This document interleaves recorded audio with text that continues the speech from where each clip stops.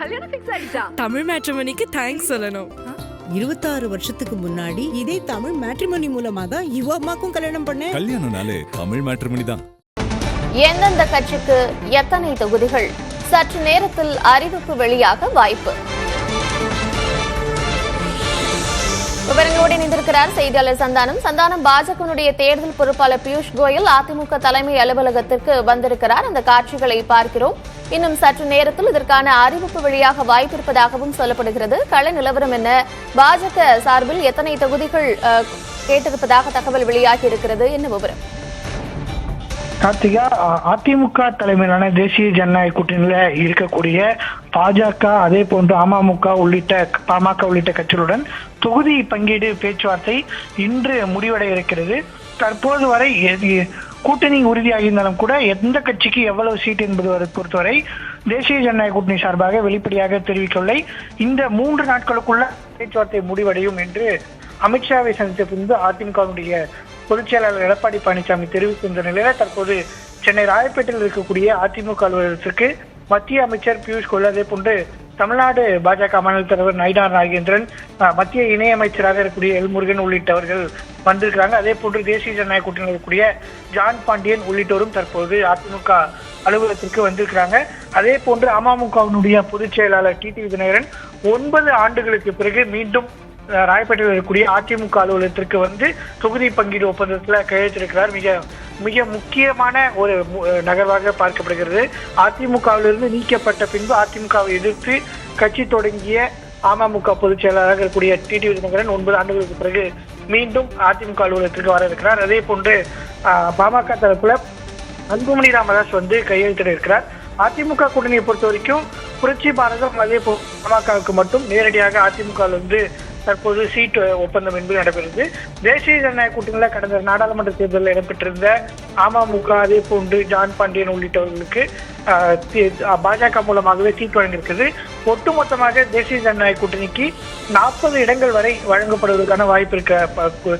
கடந்த 25 இடங்கள் வரை, 25 முதல் 27 இடங்கள் வரை, 27 அல்லது 29 வரை இடங்கள் வரை பாஜகவிற்கும், 6 முதல் 8 தொகுதி வரை டிடிவி தினகரனுக்கு அந்த கூட்டணியில வழங்கப்பட வாய்ப்பு இருக்கு. அதே போன்று ஜி.கே. வாசன் உள்ளிட்ட கட்சிகளும் இந்த தேசிய ஜனநாயக கூட்டணியில் இடம்பெற்றிருப்பதனால ஒட்டுமொத்தமாக 40 தொகுதிகள் தேசிய ஜனநாயக கூட்டணிக்கு வழங்குவதற்கான வாய்ப்பு இருக்கக்கூடிய நிலையில் தற்போது மத்திய அமைச்சர் பியூஷ் கோயல் உள்ளிட்டவர் வராங்க.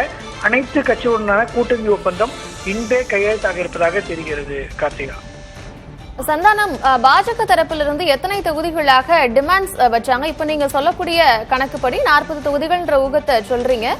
எத்தனை தொகுதிகள் டிமாண்டாக இருந்தது? அது மட்டும் இல்லாம தொடர்ந்து தொகுதிகளுக்குரிய விருப்பு பட்டியலும் சொல்லியிருப்பாங்க இல்லையா? அதுல என்னென்ன விஷயங்களை முக்கியமான தகுதியாக இவர்கள் தேர்ந்தெடுத்திருக்காங்க?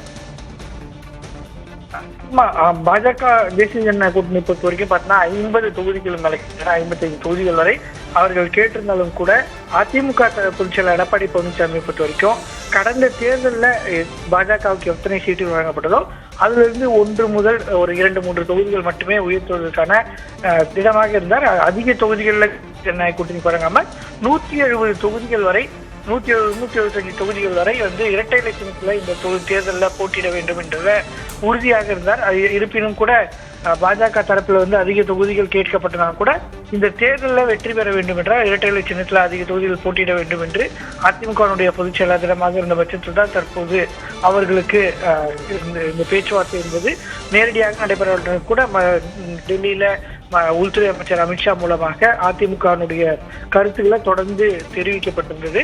தற்போது அதுல ஒரு உடன்படிக்கை ஏற்பட்ட பின்னர் தான் நேரடியாக தற்போது தொகுதி பங்கீட்டுல வந்து கையெழுத்திருக்கிறாங்க. அதே போன்று பாஜக தரப்புல பொறுத்த வரைக்கும் பார்த்தீங்கன்னா வந்து அதிமுக பலமாக இருக்கக்கூடிய இந்த கொங்கு மண்டலத்தில் குறிப்பாக கோவை, ஈரோடு, திருப்பூர் உள்ளிட்ட பகுதிகளில் அதிக சீட்டுகள் கேட்கப்பட்டிருந்தது.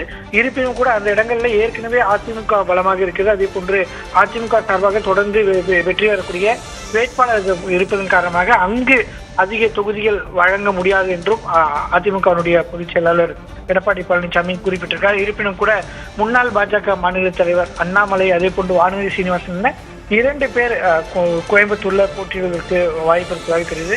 குறிப்பாக சிங்காநல்லூர் உள்ளிட்ட தொகுதிகளில் அண்ணாமலை போட்டியிடுவதற்கான வாய்ப்பு இருப்பதாக தெரிகிறது. மத்திய இணையமைச்சர் எல்முருகன் நீலகிரி தொகுதியில அவர் தற்போது இணையமைச்சராக இருந்தாலும் கூட அவர் மீண்டும் நீலகிரி சட்டமன்ற தொகுதியில் அவர் போட்டியிடுவதற்கான வாய்ப்பு இருப்பதாகவும் உள்ளிட்ட அதே போன்று சென்னையில 2 தொகுதிகள் வரை அவர்கள் கேட்டிருக்கிறாங்க. விருகம்பாக்கம், வேளச்சேரி, டி நகர், மயிலாப்பூர் உள்ளிட்ட தொகுதிகள் அவருடைய விருப்பப்பட்டியல இருக்க 6 தொகுதிகள் கொடுத்திருக்காங்க. அதுல 2 தொகுதிகளை வழங்க வேண்டும் என்ற கோரிக்கைகளை பாஜக தரப்புல வைக்கின்றது. அதே போன்று டிடிவி தினகரன் பொறுத்த வரைக்கும் இரட்டை இலக்கத்துல 12 தொகுதிகள் வரை அவர் தேசிய ஜனநாயக கூட்டணியில கேட்டிருந்தார். இருப்பினும் அவருக்கு 6 முதல் 8 தொகுதிகளே வழங்கப்படுவதற்கான வாய்ப்பும் இருப்பதாக தெரிகிறது. இப்படி தொடர்ந்து பேச்சுவார்த்தைகள் நடைபெற்று வந்த நிலையில தான் தற்போது அதிமுகவினுடைய தலைமை அலுவலகத்திற்கு தேசிய ஜனநாயக கூட்டணியில கையொப்பமிடுவதற்காக வந்திருக்கிறாங்க. இன்னும் சற்று நேரத்துல இந்த கையொப்பமிட்டு எந்த கட்சிகளுக்கு எந்தெந்த தொகுதிகள் என்ற அதிகாரப்பூர்வ அறிவிப்பு என்பது வெளியாக இருக்கிறது. கார்த்திகா,